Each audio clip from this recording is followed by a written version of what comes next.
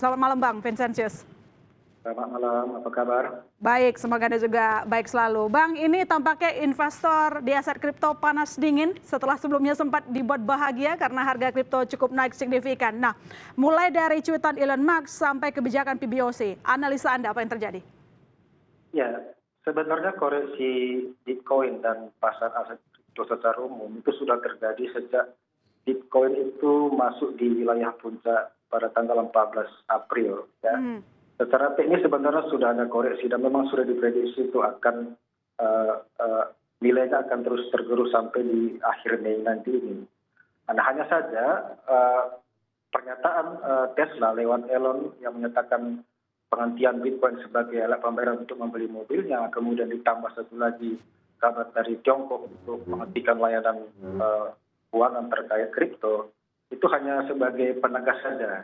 Jadi masyarakat cenderung melihat ini sebagai sebuah kepanikan gitu kan, kemudian ya karena sifatnya aset kripto ini adalah pasar bebas, ya aksi jual tidak bisa terhindarkan. Iya, mereka mengikuti apa yang terjadi begitu ya, artinya panic selling ya di sana? Iya, jadi menurut saya itu ya faktor Elon dan faktor dari Tiongkok itu bukan yang nomor satu, tapi secara teknis memang sudah posisi overbought. Oh, bukan nomor satu, jadi faktor utama? Faktor utama memang secara pasar itu posisi harga Bitcoin itu sudah mencapai puncak secara teknikal ya. Sudah terlalu naik signifikan ya? Iya, jadi Elon hanya menegaskan mungkin dikasih kode ya, ayo jual. Udah kemahalan nih gitu. Oke kalau gitu. Iya. Nah ngomong-ngomong soal Elon sebagai sosok whale nih, kita kan udah tahu banyak investor pemula di aset kripto ya. Bang, koreksi berhari-hari aset kripto apakah bisa menjadi alarm bagi mereka untuk mengenal lebih jauh lagi soal cara kerja aset ini? Ya wajib ya. Jadi kepada teman-teman yang lain sebelum saya sampaikan juga di berbagai forum di media massa, saya sampaikan ini adalah yang namanya aset kripto, Bitcoin CS ini adalah salah satu aset kelas baru yang sangat berisiko tinggi. Sangat volatil, jauh lebih volatil daripada pasar saham termasuk di valuta asing. Iya, iya. Jadi mau tidak mau ya kita harus punya kebijaksanaan soal memahami soal apa itu teknologi blockchain sebagai teknologi yang asas paling mendasar dari aset kripto. Kemudian bagaimana kita bisa menilai itu, kemudian menakar risikonya terhadap naik turunnya harga, termasuk soal money management. Gitu kan. Banyak teman-teman tidak paham, wah kalau begitu enak nih kalau ketika naik kita bisa modal lebih besar lagi ya. Tapi pastikan juga uang itu bukan uang yang Anda gunakan untuk membayar beli sembako ataupun uang untuk bayar sekolah anak misalnya. Pakai uang dingin lah lebih tepatnya begitu ya kalau singkatnya. Betul. Artinya ada perspektif yang salah kalau misalnya kita lihat nih Bang, orang ngomongin terutama anak muda itu nyalahin Elon. Gara-gara tweet kamu nih harga Bitcoin turun, kembalikan dot saya dan lain segala macamnya. Berarti salah ya di situ kalau berdasarkan penjelasan Anda ada banyak pertimbangan yang harusnya dilihat oleh para investor. Bukan, Elon bukan faktor utama dan pernyataan dari Tiongkok itu bukan faktor utama. Memang secara teknis sudah overbought. Pada tanggal 14 itu sudah pasar itu sudah tidak ada lagi penyekatan minat beli, pasti turun. Oke, lantas ini pertanyaan yang pasti dinanti sama investor, saatnya dump, pump atau tahan aja dulu? Ya, bergantung ya. Kalau teman-teman di spot market sekarang kan cuma dua pilihannya. Dia tahan atau jual rugi, kan begitu.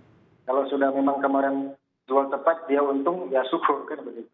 Nah, kalau misalnya teman-teman juga ada yang bermain di bursa berjangka di luar negeri. Justru ketika koreksi harga seperti ini, mereka masih bisa menangguh profit, gitu kan, karena trennya masih turun secara teknikal. Artinya simpulannya gimana nih, tahan?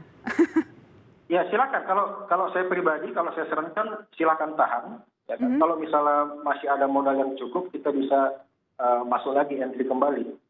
Karena ini koreksi kalau saya secara teknik kalau saya perhatikan ya, ini masih dari sampai akhir tahun, kemudian nanti pergerakan reversal pembalikan itu mungkin di awal Juni pekan pertama, kemungkinan besar ya.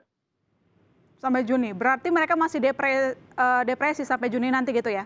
Masih ada, artinya nanti dalam tempo harian juga seminggu sampai 2 minggu ini kan voltage lebih tinggi lagi dalam dalam periode harian. Mhm. Tapi kalau misalnya mau entry sekarang juga masih bisa. Oke, ini Bisa. sebagai pengetahuan saja, sebenarnya jatuhnya untuk aset kripto di saat ini sebenarnya tidak lebih besar ya ketimbang di tahun 2017 ya?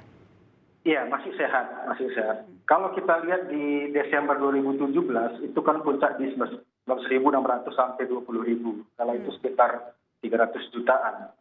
Kemudian terkoreksi sampai 4.000 sampai 3.000-an US dollar. Itu kurang lebih hampir 85%. Itu koreksi mayor dan memang sudah terjadi di beberapa tahun sebelumnya. Tapi untuk saat ini masih normal, normal. Belum seperti koreksi mayor pada tahun 2017. Oke, baik. Ini singkat saja, Bang, faktor-faktor apa lagi yang perlu diperhatikan investor selain tadi ada keputusan China dan juga tentu saja apa yang disebutkan oleh Powell? Ya, itu tadi ya, keputusan beli ataupun jual itu kan diserahkan kepada masing-masing trader ataupun investor. Ya, patut dicatat dan selalu harus diingat, ini adalah pasar yang sangat berisiko, jauh berisiko daripada falas dan saham. Ya. Tetapi kalau kita lihat di secara ekonomi makro, ya, lihatlah penurunan nilai dolar. Sejak Maret 2020, ketika kali pertama pandemi itu diumumkan pada bulan itu, nilai dolar itu menurun. Sehingga memaksa orang untuk masuk ke pasar instrumen investasi yang returnnya lebih tinggi walaupun risikonya sangat tinggi. Oke. Kenapa? Baik. Demi menyelamatkan kondisi keuangan. Karena kita orang nggak mau akan masuk ke investasi yang inflasinya lebih tinggi. Kalau misalnya kita simpan dolar sejak Maret tahun lalu, Oke, baik. sampai sekarang misalnya, kita nilainya kan tergerus. Baik, investasi yang punya risiko tinggi artinya pemahaman juga harus diperluas begitu ya. Terima kasih banyak Bang Vincenzius telah bergabung di Berita Utama. Selamat malam.